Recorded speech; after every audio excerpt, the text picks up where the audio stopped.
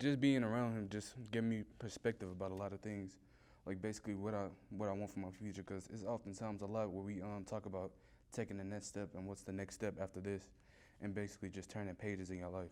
He sees potential in you, and when he knows that you're really passionate when it comes to music, he'll make sure he gives you all the information that he has to where, as a musician, you can be successful. When I came here, I learned more stuff as I, grew with Mr. Lockhart, because he taught me certain scales, how to play them, how fast to play them, different major scales chromatically, all of that. Before he came here, it wasn't no instruments, none of that. It was falling, just like in every other school district, but he helps to preserve it.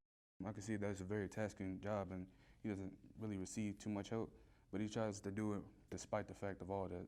I think he's most definitely making it better because he's helping us to preserve the music, faction. He puts all his time and work here when he could be off doing other stuff. It made me think of it differently. It made me want to work harder for what I want.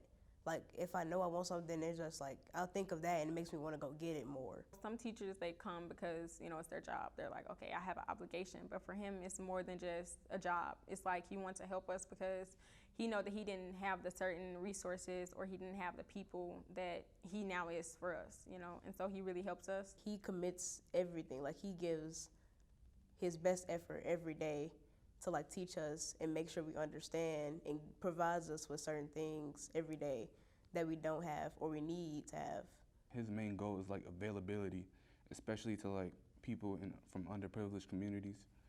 And I see that he's really trying to put a focus on that and really trying to make it open to people that are all around the city, and just trying to give some people different opportunities. Because a lot of the great musicians that I've ever spoken to, they always talk about how they started in church or at their home or somebody close to them, and basically he's just trying to start that community and have a closed space to where we can work together with everybody else. It's a big impact. Even if it's someone that's not really into music, when they come into this class, then they just start picking up the pace, and then they start liking music more and more. And then they start going to college. They start thinking about going to college for doing music, and he really changes your mindset of how you think completely. Really speaks about his character. He wants everything done good, and if you have anything that's worth doing, he says it's worth doing great. He started, when he first came here, he got a music theory class. I think he started it because he wanted us to be well-rounded. He doesn't want us to just be knowledgeable about music, but also about the history behind the music that we're playing. Our generation don't know nothing about jazz or classic.